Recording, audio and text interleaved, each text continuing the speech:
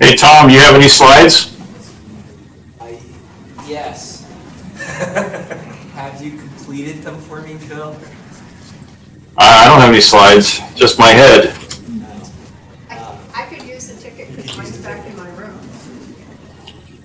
Hey, Phil, you want this ticket? I think it's okay. Here, hold on a second. Let me create a slide real fast while we wait for this to. Oh, this is the mouse. Okay, here we go. New slide. Click to add text. Tom's slide. Okay. All right, there you go. And I'll just drag it here. Where do you think? Like here. There, that's good.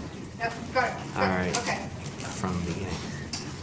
All right, Phil. There, I added a slide. Are you happy? Well, you didn't do one for me. Oh shit. We'll just wing put your it. name on it. We'll wing it. All the people are coming in.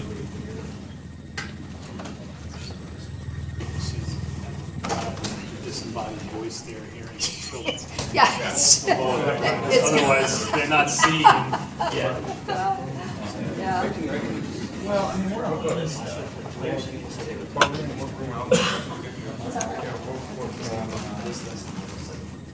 Hey, guys. Yeah.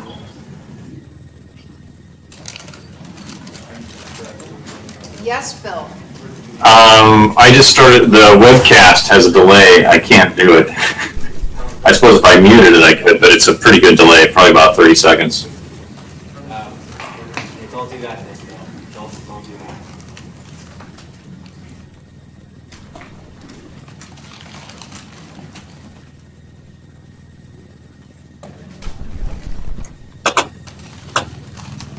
So I'm just going to fly blind, I guess. Go with audio cues. Well, after the slides are done, you're just gonna. Then Yeah. we'll see you, right? Yes. I don't actually like this. They're actually going to work on this. They're kind of. No, well, not. General large topics. No, not even that interesting or exciting. Just some. I think it's going to be okay. stuff.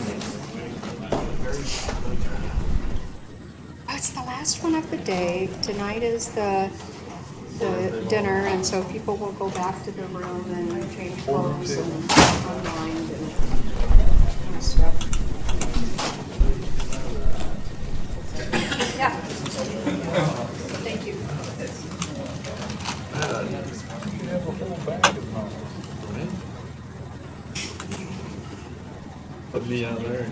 So can you see my screen on a secondary display? Or how do you switch between us? So I think that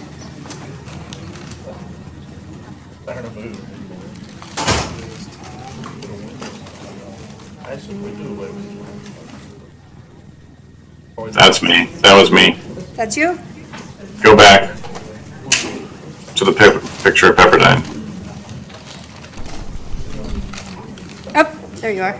Am I on you? No? No, you're on the other face. There you go. Yeah. Yes, there it is. Okay, I was sharing my desktop so you could see my the view out my window. Hey, Oh. Phil, do you think that you could move your webcam so it's like? Look at that. Wait, is this your That's where view out he your is. window? Yeah. Are you It's kidding me? it's out the window of a car driving by.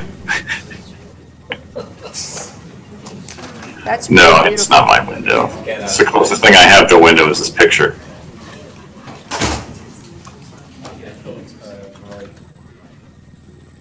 Okay, we're jealous, okay? I was gonna say, Phil, do you think you could put your webcam on your primary monitor? There you go.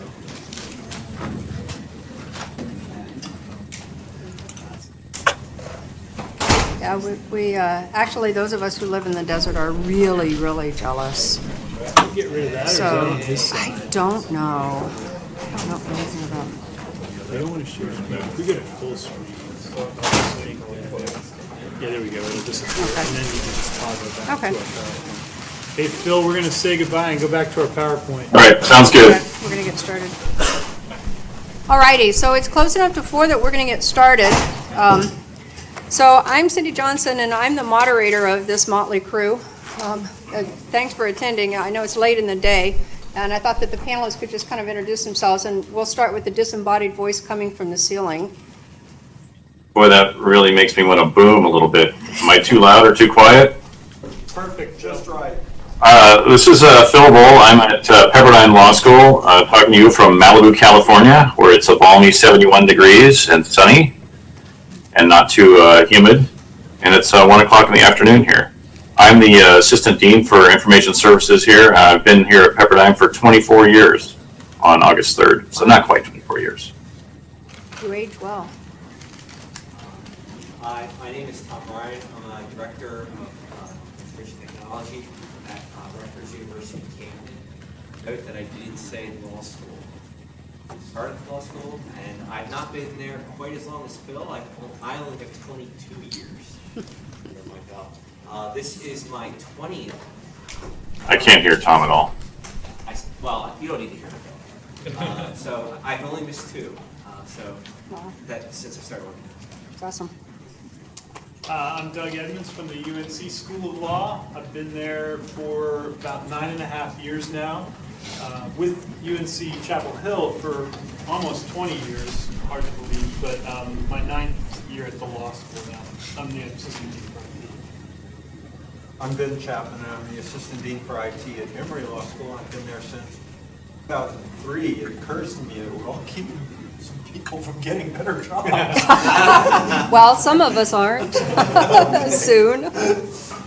We'll talk about that. Yeah. So the idea behind this was, you know, most of us, all of us have been in law school IT for a long time. I actually started out in IT in 1984, and so I've been at the law schools for 17 years now. And so what we thought that we'd do is just kind of talk about a little bit about the changes that we've seen, and then we'd like to have a lot of audience participation. So we're going to hold our comments down to maybe 5 minutes-ish, and then we have some questions. Feel free to jump in if you have questions. But, you know, I have to, first of all, give a shout out to Tony Anderson sitting over here. He's the one that did, he took a very boring, like 3-slide PowerPoint that, and did this for me because, you know, if we're talking about changes, couldn't let the opportunity to go by to do. Changes.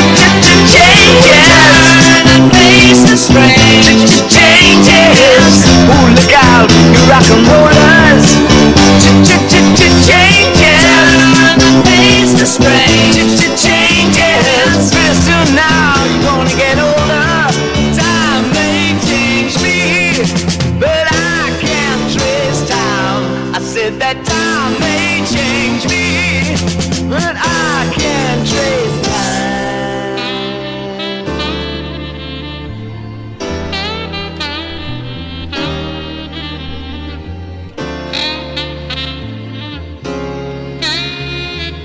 So we tried to talk Doug into coming in his spandex and glitter, but yeah, the lightning bolt. Couldn't get him to do that, but we do have the lightning bolt thing throughout the slideshow. So I'm going to start with just some of the changes that I've seen. First of all, during the 17 years that I've been at the law school, I've had 8 different bosses. And actually, I currently have 2 bosses, so I kind of had 9 different bosses. All of them have been deans except for one brief moment of time when I reported to an associate dean who was in the library. So out of the 17 years, like 15 years have been in the law school, 2 years have been in the library, back to reporting to the law school, but now we have the co-dean model, as in 2 deans. And also, IT has evolved. When I first started there, it was literally computer services. But over the years, they kind of found orphan departments, like the copy center. They didn't really have a place to live, and copiers are kind of digital, so they said that must be IT, we'll give it to Cindy. Phones, telecommunications, for some unknown reason, became housed in IT. Again, I think that it's maybe because of the cellular, I don't know, anyway. And then media services. So these days, IT is information technology, media services, copy center, and telecommunications. We're going through the same battles that we're currently in the the president of UNM would like a centralized approach to computing, so there's a big fight to take us over. We're completely autonomous except for they do the networking, we use the ERP. Other than that, we're completely self-contained. We have our own AD4s, we have our own email service, we have our own print, our own webmaster, everything, right? But now the president has said we are all UNM, and there's a huge fight that I'm retiring in December. I probably won't be there to see how it ends up. So some of the other themes that, you know, I've been coming to Cali not nearly as long as Tom has. I think that I've missed 3. But, you know, from the very beginning, even before I started in law school IT, there's this common theme of printing, and I think that you're going to hear it from more than one of us. It's been a frequent, I tried to look up the number of times it was mentioned on Technoids. It was too many to count. But, you know, even after lots of years with dealing with student printing, we just switched to all leased multifunction devices, scan to email, copying, print release, all throughout the building. We are phasing out all of our network printers. We're using Equitrack, which is an awesome program. The administrative overhead, we just finished our spring semester, was the first full semester with printing. With the students, the administrative overhead was pretty significant. So I'm going to be looking in the fall at how we're going to deal with print management for our students.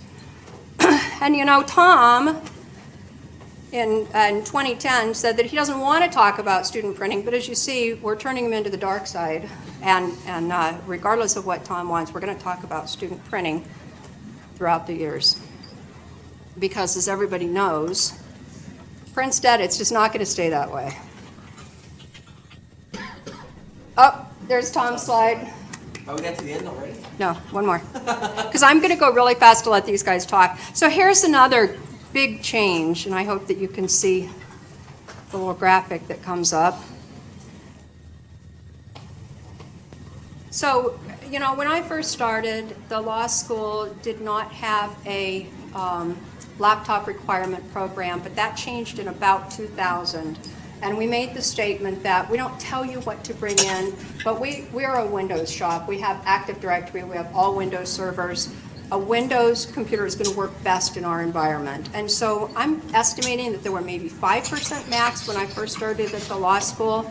And I attended Will and Rich's session on 13 years of technology, and they confirmed that at their schools too, they're up to about an average of 65% of Mac.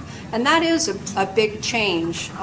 It's harder for us to support Macs because we are a Windows environment. Our faculty and staff don't use Macs, but we feel like whatever the students bring us, we have to provide the same level of service that we do with any Windows machine. So those are my changes over the years, and I'm going to turn it over to the guys and let them talk.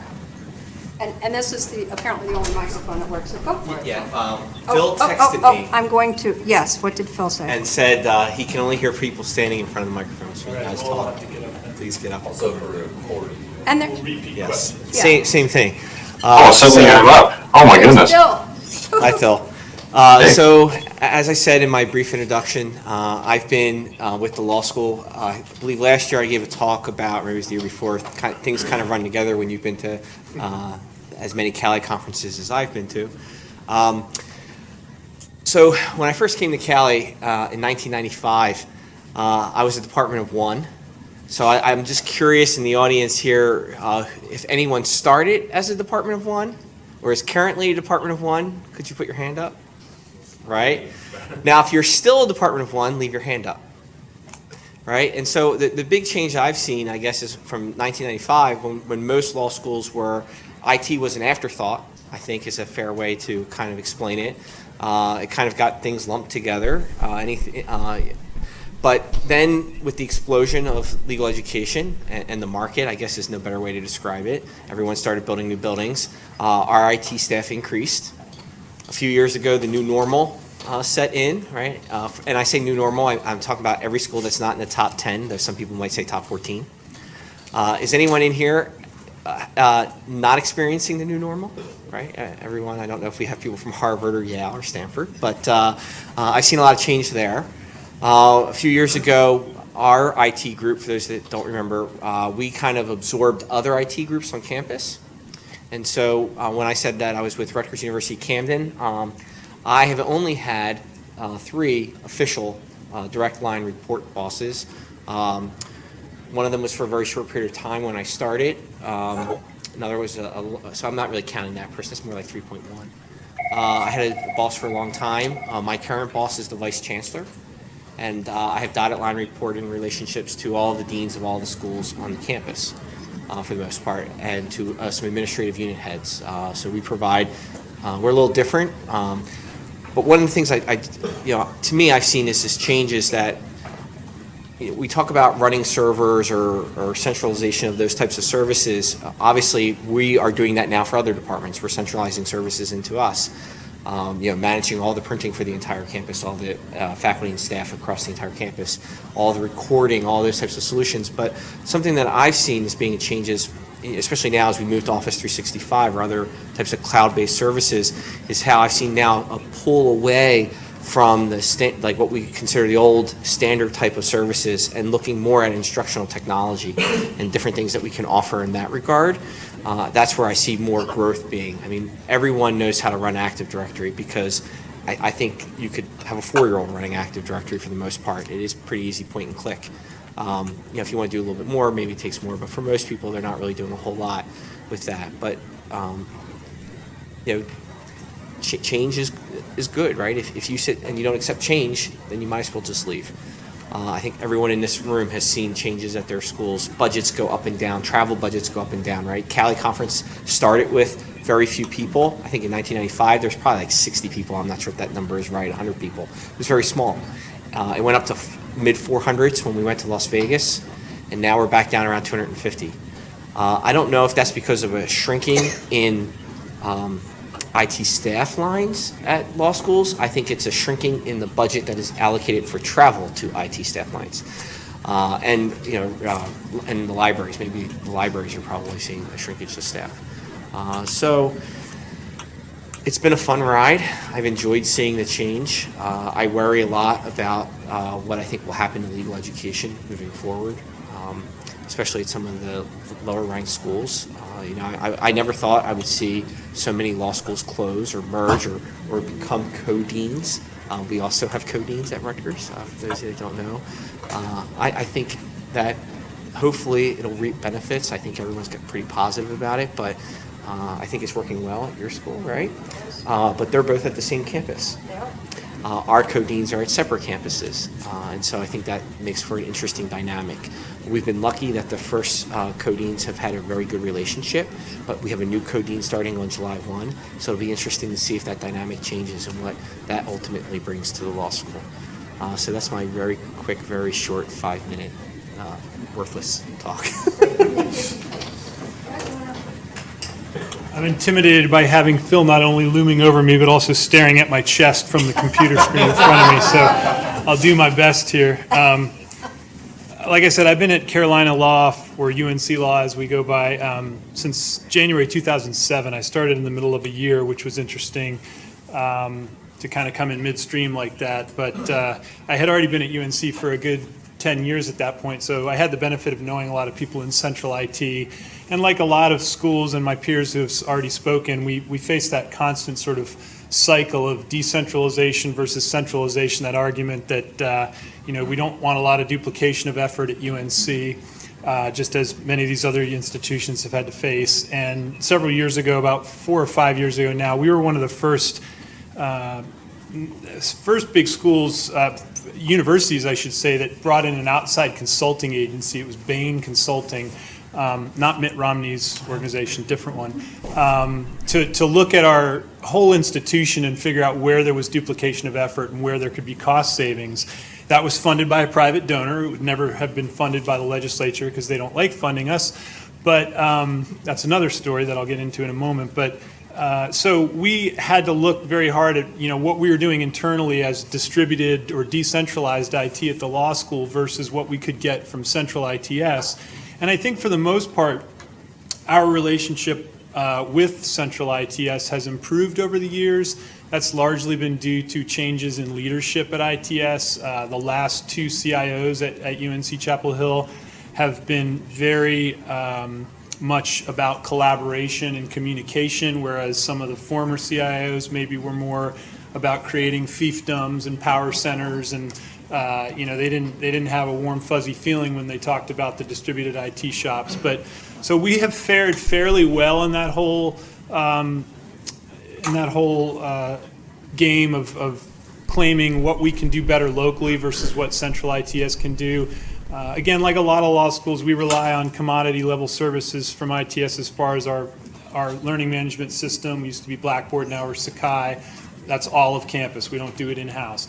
Email, we don't run our own email server, so for years we've been with main campus IT for email. Commodity services like the network and things like that. So we haven't had to fight uphill battles on those fronts. I think what we have had to do in years of increasing budget cuts and not a lot of love coming from the legislature for various politically loaded reasons, we've had to prove our value and prove that we fit in with the mission of the law school. And that's sometimes a hard thing to do because, at least where having come from a school of education where there was a lot of receptivity to new modes and modalities of teaching and pedagogy, I got to the law school and soon came to realize that, as we all know, they've been teaching a certain way for a century or more, and teaching law, and their willingness, pound for pound, most faculty members' willingness to adapt to new ways of learning and new ways of teaching it's an upsell. It's a difficult thing, and so as technology support people, to claim that we do much more than just basically keep the plumbing running is sometimes hard to convince the senior administrative folks. So I think what I see my evolving role as being is sort of always aligning the IT department with the overall mission of the school, showing that we can provide local value,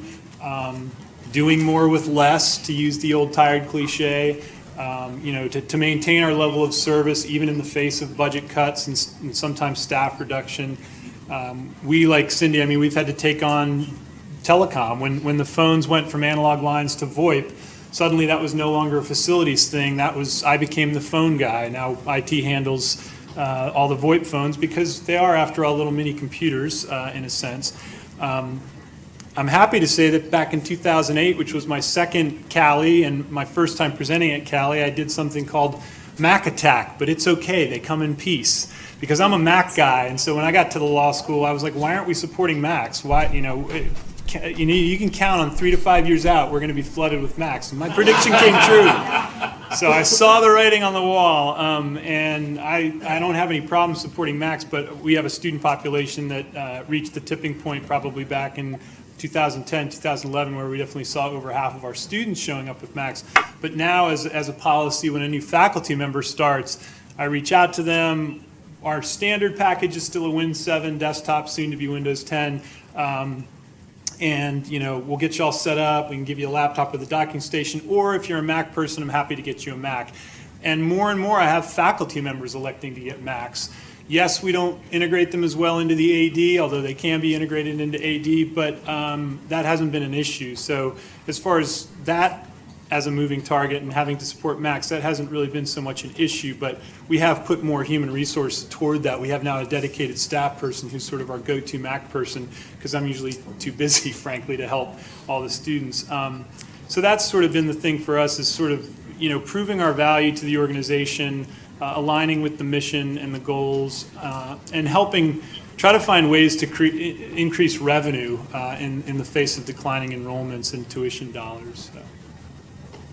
Take it away, Ben. I love what Doug said. I think you're going to, hi Phil.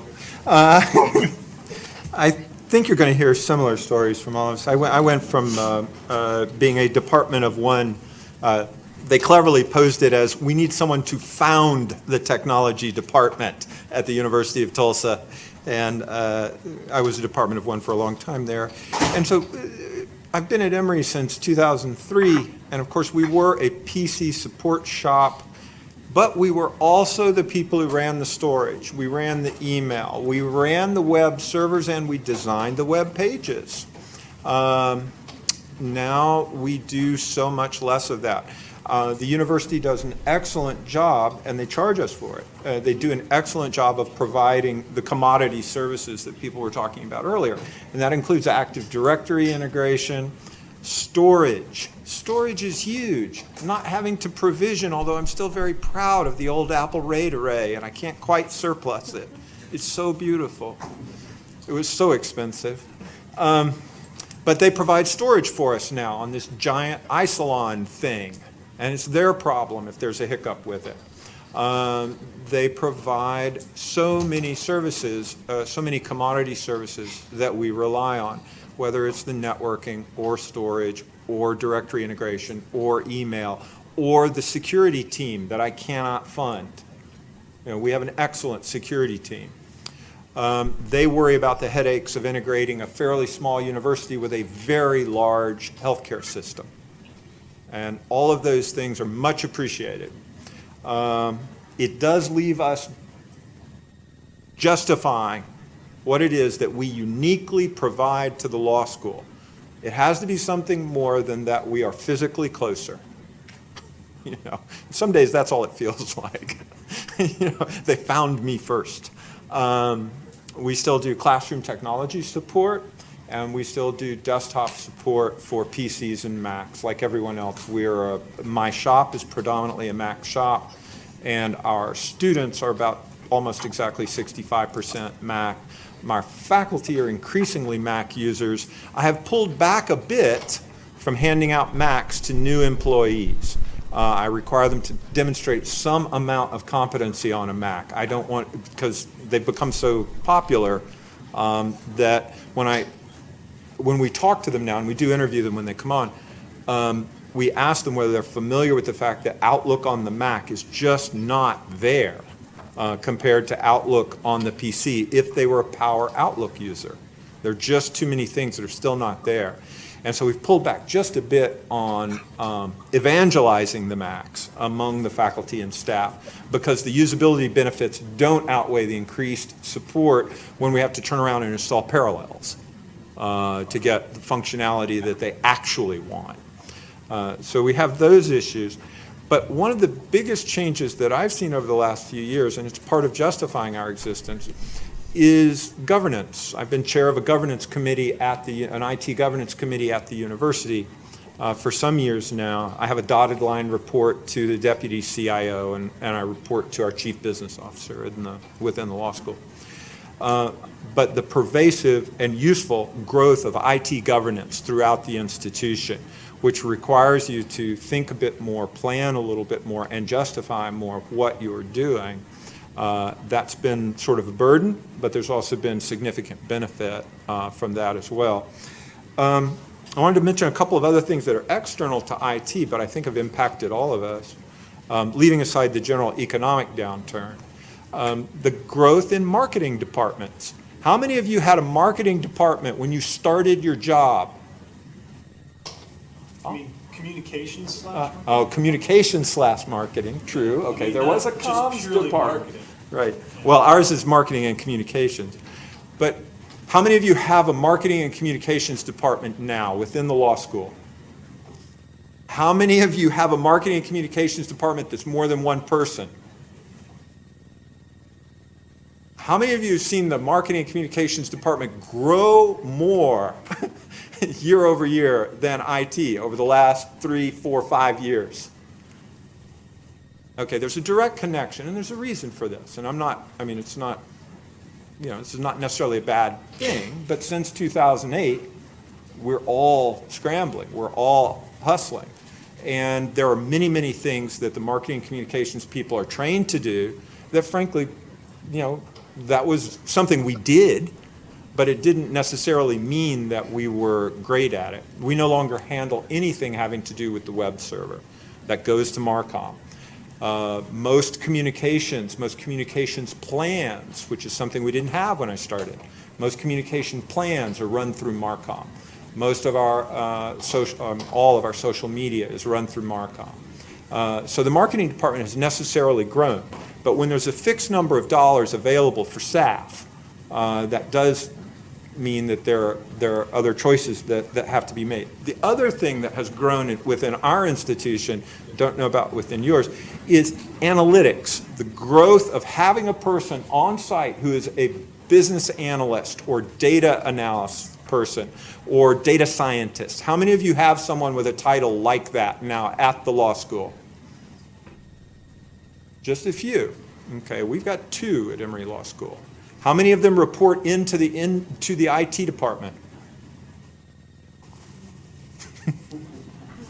So data analysis is being attached to other groups, finance and administration generally. But that again is a position where you might have squeezed a slot into your department a few years ago. I had a business analyst, the position was moved.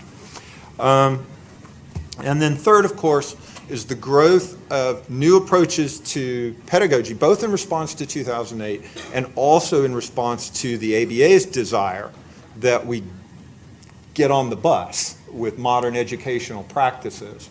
So we have a real focus on intentionally designing courses and thoughtfully designing courses. And so those people, the instructional designers, the academic technologists, are sometimes located within IT now, sometimes not. Sometimes they live in a kind of world in between the two shops where they get drafted to do a little bit of IT and then they also do instructional design.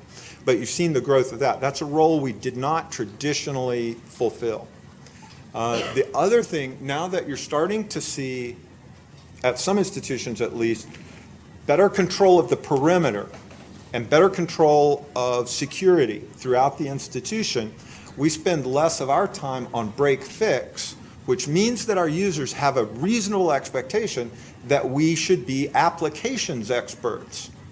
We got a pass on that for about 7 years, where we're just keeping their Windows machines from tipping over, right? And I really feel that that's another push that we're seeing, and this is true of, I think, a lot of institutions, a push towards educating our users again in a way that we haven't had to do for the last few years. So those are some of the changes that I see. So, Phil? Okay. I can't see anybody, so I'm guessing you can all see me. Am I big enough? That's awesome, Phil. I'm guessing, I'll just start by saying, Pepperdine is a fairly small private school. We're religiously affiliated, and I suppose we're a little different than some other private schools because we are located right on the beach in Malibu. I just had to throw that in. And it's a gloriously sunny, temperate day here. I think I said that earlier. I started at Pepperdine in my current role. I'm on my 6th title now, I think. But in '92, just the week after the bar exam was over, and I did pass, by the way.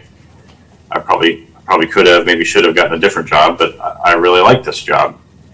And from the very beginning, our focus has been I say that in the imperial hour. My focus was and is service to our users. And so we've had a lot of changes in the kinds of services that we provided, but that's been the core of it from the beginning. Somebody found out that I could underline in WordPerfect. I showed someone how to underline in WordPerfect. This is no lie. And I instantly became a propeller head. That was because I knew more than the guy that I was talking to. I'm the computer guy. We got to have him do it. And, I had not anticipated going into technology. I was on the path to law librarianship. And I am a law librarian, but you can't tell. I look around my office. I have a few books in here, but none of them really betray that background. I've worked on microwave ovens, toasters, refrigerators. We have been involved in carpeting and chair selection and placement. There was a time when we were building cabinets for service points because we couldn't get funding for something, and we said, hey, we could build that. And so we did. Like Ben said, I mean, we were running web services, file shares. We set up the first networked CD-ROM tower system. I think we were offering like 54 CD-ROMs over our network. That worked for about 10 minutes. We spent a lot of money on that too. We managed our own domain for years, and over the years, many things have changed. And one example, if I can get this right, if you can see this, that's hair on my head. Let's see. I had hair. Now, as you can see, I have a lot less. I've got a good shine going though, don't you think? Gosh, it's been a great ride. You know, just this last weekend, we switched from Exchange to Gmail. Has anybody done that recently? Two hands going up here. I don't see those hands. Tom's counting them for me. Tom? Yeah. Couple. 78. We had a few. Yeah. So just this last weekend, we switched to Gmail, and there's been a little bit of pain. 17 years on Microsoft Exchange, and we switched to Gmail in one night, all of our users. So it's been a bit of a challenge. Of course, you know, we waited to do it until all the faculty left. So that's a pregnant challenge we're going to have to deal with. You know, we started with our VAX mail system way back. Well, when I started in '92, I was using Pine on the VAX mail server. Anybody use Pine? Oh, yeah. I don't see those hands either. There we go. And then we switched to MS Mail, which was, you know, a graphical interface, was a lot nicer. And then we just sat on Exchange forever. Now, you know, today I'm trying to figure out how to sort my mail in my Gmail interface. And I've been using my own personal Gmail for years and years and years. But I never really worried about it too much because it was my personal stuff, and there wasn't that much writing on it, except maybe a refi on my house or something. You know, nothing that important. But I mean, those are some of the areas that we've addressed over the years, and you know, we've had varying levels of success. I remember when I first hired David Dickens. A lot of you guys know David. I hired him back in 1996. He doubled the staff of our IT operation here at the law school, and I hired him to help me with roaming user profiles. Does anybody remember that in Windows? Oh my gosh, what a nightmare! But that crashed and burned some more. Student printing. I would love to talk about student printing. If Cindy, you didn't talk about it for very long, but you know, we went through some real challenges and finally settled on Pharos.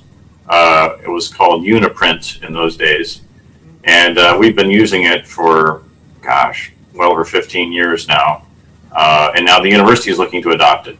So that'll be nice to have someone else manage the printing. We can get rid of that silliness and let the university do the water and power, and then we can focus on what we think we can contribute the most, and that is what is unique to a law school, what is unique to our user group. And in this case, it's as Ben was talking about, you know, pedagogy and really supporting the classroom. I think, Doug, you mentioned that too. You know, among our challenges, you know, budget, staffing, faculty resistance, the one thing that really was kind of a blessing for us is we had faculty chomping at the bit for more tech in the classroom. And we finally were able to make some progress in that area. And so right now, our biggest challenge is kind of trying to keep up with our faculty and their adoption of technology, and it's really kind of fun. Challenging, but fun. That coupled with our need to kind of sharpen our assessment knives and slice and dice, collect, slice and dice the data. We don't have any sort of officially identified analyst, data analyst yet, but we're getting real close to that. And I don't know, Ben, how much advantage you get to take of those guys at your school, but we'd love to have that here. So that's my little spiel on changes here. We don't do as much water and power, but we're still running a print server. We're still running a file server. The web server was hijacked by the Newcom group, and I lost my web guy, and so he's across the hall doing cool things for somebody else. But we're still going strong. We're still trying to stay relevant and meet the needs that present themselves. And I'm not retiring in December, but sometimes I envy you, Cindy. So, thanks, Phil. So we came up with some questions, and we also, I'll open it up to the floor for any questions for the panel. And then if there aren't any, we have some questions for the audience. Does anyone have questions for anyone on the panel? I just want to point out, too, that Tony and Danny just recently took down a bunch, I think it was a chalkboard, wasn't it? 3211. Patched and did the patch paint and hung the TV and did all of the, what we would normally, here went Phil, think of as physical plants work. Just showing us his. Nice, yeah. So we're kind of like Phil in that. Sure, what, your question?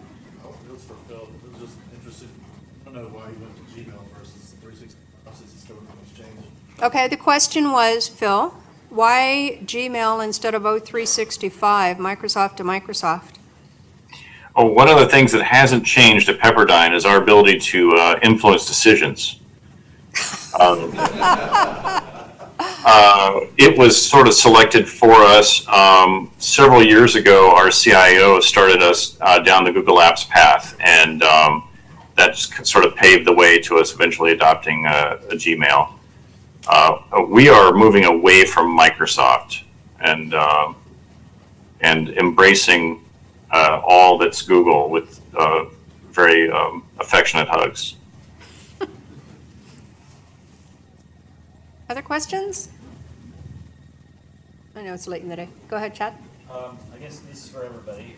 If you had an unlimited budget, but not time, and you could hire, say, one full-time, what sort of project or technology would you go max effort on to integrate into your hospital? So Phil, the question was, if you had infinite money but not time, what body would you hire, right, to implement, or what, say it again, Chad, Yeah, so what body would you hire to one implement what full-time, technology? What really project, if you could, of course that requires maybe staff, faculty to input time, but what would you kind of force on your organization? Okay, Doug is going to take that. Well, I think we'll all take turns because Okay. Ben seems interested too. Yeah. But it's going to be the same thing he said. Maybe, maybe not. I think I'm an outlier here, but a few years ago, I sort of bet the ranch on going with desktop virtualization effort at the law school. And I was just really growing tired of buying bare metal hardware and throwing it out on people's desks and replacing it every 4 years. And it seemed incredibly wasteful environmentally and power consumption wise and so many other things. But I also just thought like we weren't taking full advantage of the virtualization tools that were growing in maturity at the time and becoming more powerful. And I'm not talking just about virtualizing apps. I'm actually talking about somebody comes into work and they sit down, they hit Control-Alt-Delete, and if they're a PC person, and when they spin up a desktop, it's virtually served out of the data center. So we started doing that a few years ago, and I've got one dedicated sysadmin and one dedicated sort of front-facing end-user support person. And so my sysadmin is also the guy wearing the security hat. He's also the guy running and making sure that our web and database servers are alive and well. And it's a lot just for him to do outside of using Citrix. And so in a way, I feel bad that I threw him under the bus a little bit because this is really a huge initiative for us as we've rolled it out and brought more faculty and staff into the virtual PC world. And in this next budget cycle coming up, we had a partner at another another unit on campus who was going to put up about 2/3 of the salary for a shared position. And this is a model that's not that common at UNC, but it has been done. It's doable through the HR channels, so we knew we could pull it off. My friend John was willing to chip in, 2/3 of a salary for a good sysadmin position. So I put a line item in my budget request for about 1/3 of what that would cost, and said, hey. When I had my budget meeting a few weeks ago, I said, look, we only need to put in maybe 25 grand or something for a position that we'll have a full half-time sharing set up with, and we really could use somebody to help bolster our Citrix knowledge here in-house, because although ITS on campus is doing Citrix, they're kind of doing a different model with virtualized apps for students. They don't have the same kind of business needs that we do. And that request unfortunately got rejected just because our budget attrition is so extreme, and we're looking at another 5% budget cut next year. So if I had a ton of money, I would definitely be hiring another systems and infrastructure person. I have 4 other full-time reports, and we have an instructional technologist who, sadly, I think she's the one person on my staff who I feel like doesn't have enough to do. And it's nothing against her, it's that her role was created the same year that I got hired, and so it was a new position in 2007, and the point of that position was to help faculty adopt technology into their teaching and find new ways to teach. And again, it's just been a really hard uphill battle to change people's habits in the classroom. So we have a classroom and AV tech guy who also does video production. We do still have a web and applications developer, and then I've got those 2 other folks that I mentioned, and then I think that the infrastructure piece is critical, but again, there's pressure and pushback from main campus saying, well, we have the data center people, we have infrastructure people, you don't need that role, so that's a challenge. But one other thing I wanted to mention real quick, I don't mean to hog the floor, but I think the one other big challenge that I forgot to mention is not so much the BYOD thing where you've got to support any kind of device that a faculty member brings in, but the consumerization of commodity IT. And what I mean by that is, okay, so we give people 10 gigs on the NetApp share that main campus supports. We don't have to run the storage in-house. It's a centralized service. But when they can go to Dropbox and get a terabyte for a couple bucks on the dollar, a couple, pennies on the dollar, a couple bucks a month, however you want to say it, it's hard to then prevent them from doing that and tell your faculty, well, don't go out and use Dropbox because it's not officially supported, or don't use Google Drive because, there's security concerns. They're just racing to all these consumer platforms that serve their needs, and it's like you can't herd the cats fast enough to keep people from going off and doing their own thing. And so sort of saying, well, we have value that we can provide if you use our services. Here's why it's a good here are the reasons why you should maybe think twice about doing something on Dropbox or forwarding your mail to Gmail or whatever without thinking about it. And so that's been another challenge that I think we all face, and that's a constant sort of pressure when there's so many easy-to-use tools out there and people are finding it for themselves and they don't even need to come through IT the way they might have done 5-10 years ago. We actually would have a different answer then, because the university has a desktop virtualization initiative, and with regard to storage, we're partnered up with Box. And if any of y'all haven't explored the cost savings with Box via Internet 2, it's amazing. And the great thing is with Box, you can get a BAA, so if you've got HIPAA data, which we always do, you can work through Box. And so we've got some good alternatives there. I would have gone with something really old school, a top-notch trainer, a top-notch energetic trainer. And if I could get top-notch energetic trainer with documentation writing abilities, I think that would be, but it's very, I know that's kind of boring, but we see a real gap there. And so that would be someone. I did want to go back to something that we had all said earlier. We hit on it in different ways, but Doug was hitting it more than anybody else. We have to figure out how to incentivize faculty to create these new online courses. We know we need them as a revenue issue number one, and also because education itself is fundamentally changing. But we haven't unlocked, and this is not an IT issue, but we haven't unlocked at an institutional level how to properly incentivize faculty so that they want to adopt the tools that we feel would make them more productive. So anyway, but yeah, something boring, a trainer. Bill, did you have anything you wanted to? Yeah, for us, with our faculty really coming on board with tech in the classroom and also using it outside the classroom, as well as trying to refine our approach to assessment, I would love to duplicate Mike Vogt.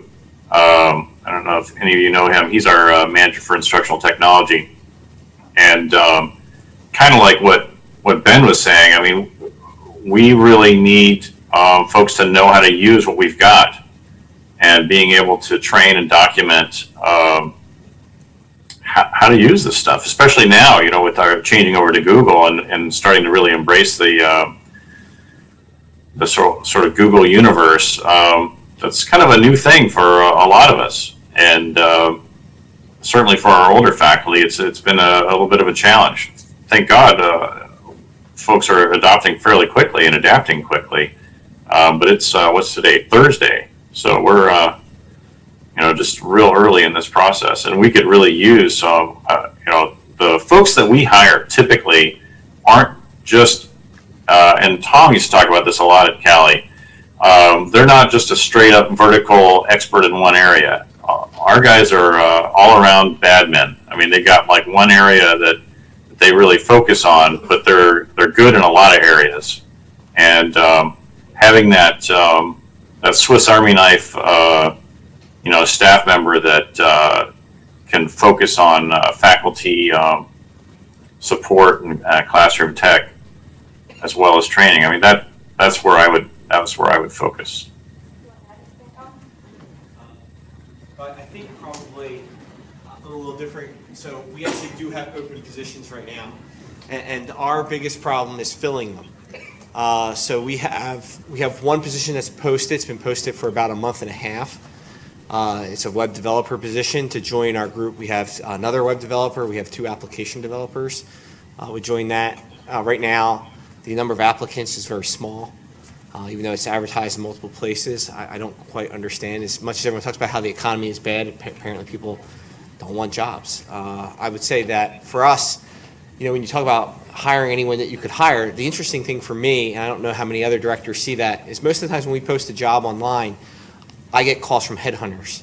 I get calls from recruiting firms, and they've seemed to lock up the talent. And everyone is willing to sell me somebody. They have someone that they can get. They have someone they can bring in, and the problem with that is our budget model doesn't allow us to pay that person.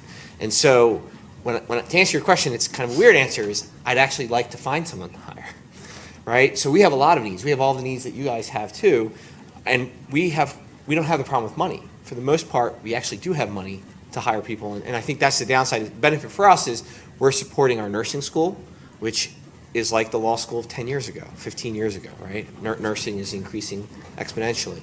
And at the same time, I think there's going to be a problem in that market maybe 10 or 15 years from now, but doesn't exist today. And so we have units that are still generating enough money so that we're not experiencing, beneficially for us, unfortunately for you, the same type of budgetary constraints.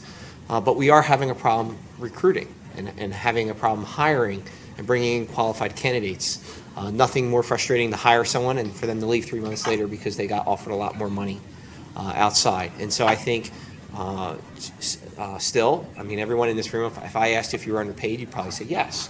I would hope so. And so I think that that's a problem for us. But if I was to say what specific person that we would like to hire, most of our demand is in application development. Building dynamic web applications. We don't have as much of a need. So this is where I'll deviate a little bit. We run 1,300 telephones. We have 1,300 telephones on campus that we have. We're going to add a few hundred more soon. We've got 400 security cameras. We have 250 classroom cameras. We have a few dozen burglar alarms. We have probably 200 panic alarm buttons that we run. So we have a lot of need in our systems department for people to maintain all that equipment, but that's kind of easier to find, easier to hire. What we do have is we have a lot of people asking us to do something outside, like looking for where you can provide value. And so it's funny, you talk about data analysts, and I'll say this, we are not data analysts, but we build, our application developers build almost all of the web apps that provide analysis and data to our campus. We have detailed enrollment trending data that we don't get from our current ERP. And so all of that is coming out of our developer shop. And so that's where we have our need, and that's where we're trying to hire, and we're frustrated there. So by the way, if anyone is looking for a web developer job, please see me or Tim after. Maybe if you move from Camden to Malibu, you'd have more applicants. I think that would be definitely, though I think if you asked Phil, I think he would tell you that he can't afford them in Malibu, can you? I can't afford what? Not that you don't have great web people, but I'm sure your salary structure makes hiring difficult in Malibu as well. Yeah, it's a real challenge. Our location, as beautiful as it is, makes it very difficult for folks because it's very hard to live near here, and without being independently wealthy.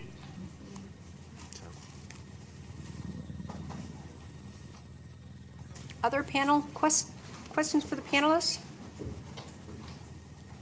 Okay, so we came up with, and of course, because it's late in the day, my tablet the battery did completely die, but fortunately, Doug had emailed me his questions. Again. Yeah, so I had this slight problem with leaving everything at home. So some questions for the audience. Do you have a BYOD policy? And if so, how do you implement it? And that's a tough one because we do have people, we kind of feel like with students and faculty, we have to pretty much, if they bring it, we will support it. And that's not a central IT philosophy, which is one of the reasons why we don't want to be absorbed by them, because they don't support anything unless it's their machine, and we support everything because we are law school IT, and we believe in that. So how do you handle BYOBs? Or that would be BYODs, not BYOBs.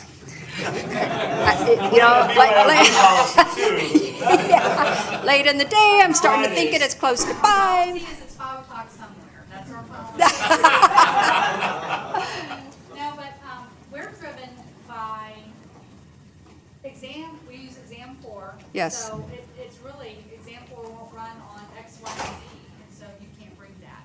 But besides that, and we've seen such an uptick. I think they started allowing Macs in around 2006, and we're up to like 82% of the Oh, wow. students are bringing Macs. It's more than that undergrad, and we're about 40 Macs, 60 PC faculty and staff, but across campus, 70% of the faculty now are on Macs. And we have PC packages and Mac packages, and when we have new hires, it's what you want, and that's what they get. And and as far as the phones, we did have an issue over the winter break. Networking did we have an Aruba wireless network, and they did some kind of an upgrade, and it broke Realtek wireless cards, which is in usually your lower line consumer computers. And so the students were like, I can't get on, or it would connect, but the speed was like oddly slow. And so I reported it to Central Networking, and because our students are required to have a computer and they're all right there. If 10 people have a problem, all 10 are in my office. I know, and their attitude is like, well, it's their particular machine, and I'm like, it's not. I mean, and then a department started having problems, and so then they realized, yes, it is really a bug. They finally fixed it, but and I think it's really funny when Central IT, the help desk, is like, we're not supporting X, and I'm like, that's really comes to you. We're a small private college. We're going to figure out a way to get that student's device on. I mean, it's not. Faculty and staff are told more than our students are told. Yeah, totally agree with that. And what law school? Students paying the tuition. Right. Exactly. Yep. You can't tell them no. Yeah. What law school? University of Richmond. Okay. in Yep. Virginia. Okay. Anybody else? Well, since it is right before our evening entertainment, we might as well go ahead and close out. But I just wanted to take a minute. This is my last Cali, 'cause I am retiring in December. And I tell you what, it's been so bittersweet because you get to meet, great people like the guys on this panel. And I reached out to, I just threw this wide net of people and said, so who wants to present, And I actually wasn't going to present. And Elmer said to me, what? You're not going to talk? And I was like, I don't have anything to say. So I thought, well, these guys have something to say. But, if you're new to the law school community, I can't say enough about what a wonderful group of people, mentors that I've met over the years, people that I can reach out to offline and ask some really dumb, basic questions, not even about technology, but just like how would you handle this? So if you're new to the conference, if you're new to this community, you've found the best group of people ever, and I'm truly gonna miss. But I hear that I might be able to slip out to the next one because I happen to know where it's going to be held, and provided where my husband and my living arrangements are at the time, maybe. So thank you, panelists, so much for being a part of this final panel with me. Thank you, Phil, you're a trooper. Thank you, Cindy. Thank you.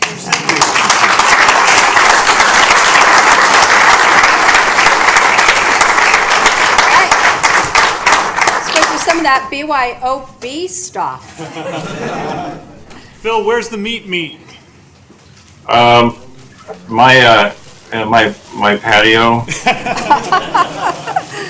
Hey, we'll be in touch, okay? Thank you right. for Thanks, guys. participating in this. I appreciate it. Miss you already, Cindy. All right, take care. Bye.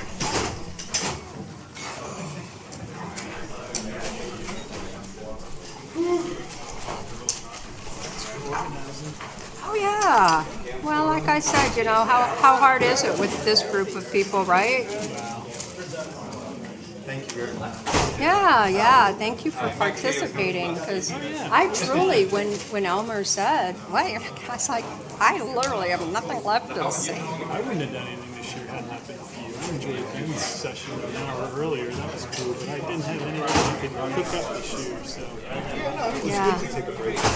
Yeah. The only way I could, the only approvals they were handing out were If you were presented, Really? Well, it helped when they dropped the costs too, like when they said, How do I turn the well, microphone they used to be off? free, of course, it's still a lot I'm less. going to make sure the microphone's turned off, because I want to say something and I don't want it to.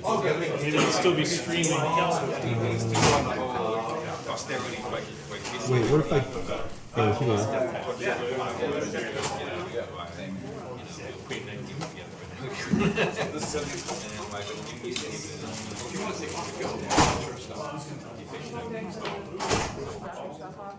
Yeah, I think so. I don't need to carry my computer.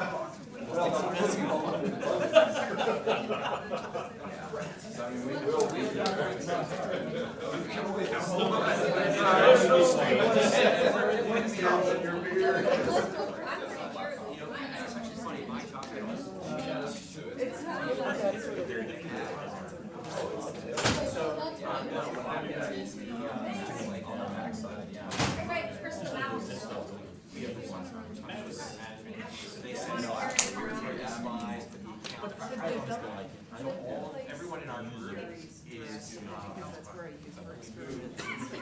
So I'm never gonna have people like actually. every single employee is charged with whatever they originally. As we move to RCM, which is because we use That's right, yeah. Before it was like, okay, the law school had 5 people and they were paying. Oh, okay, oh, I can still like this.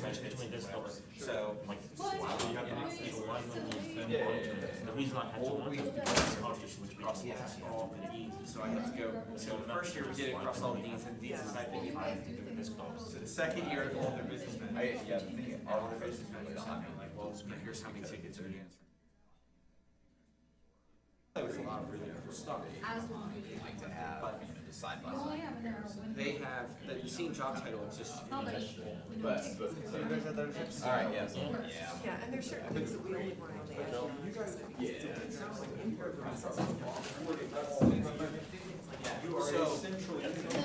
it's not, we are, so the university now thinks of itself as multiple universities within. You know, And that's my Well, no, think about now, so I University can of California, think through, different. right? So you have, everyone thinks of Berkeley. So the limits would be Right, so University of protected, Berkeley, right? So it's the same thing, so there's Rutgers University in New York, Rutgers University in Cambridge.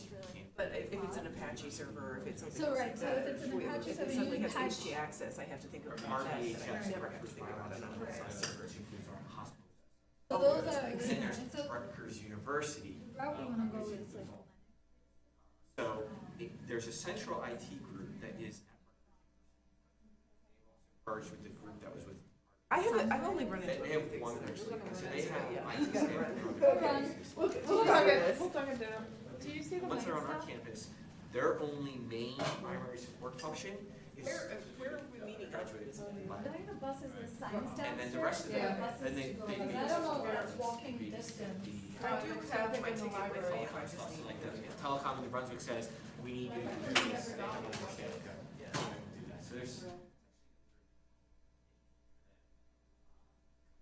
Eyeball, well.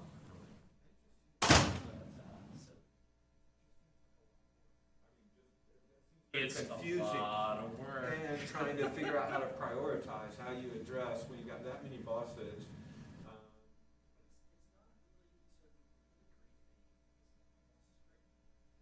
I've been very successful in that. I've always had bosses that.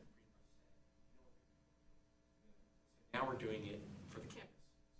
Like, oh, Well, I guess what I mean is you have so many customers, you have so many different customers, and they're all relatively high ranking. Like Yes.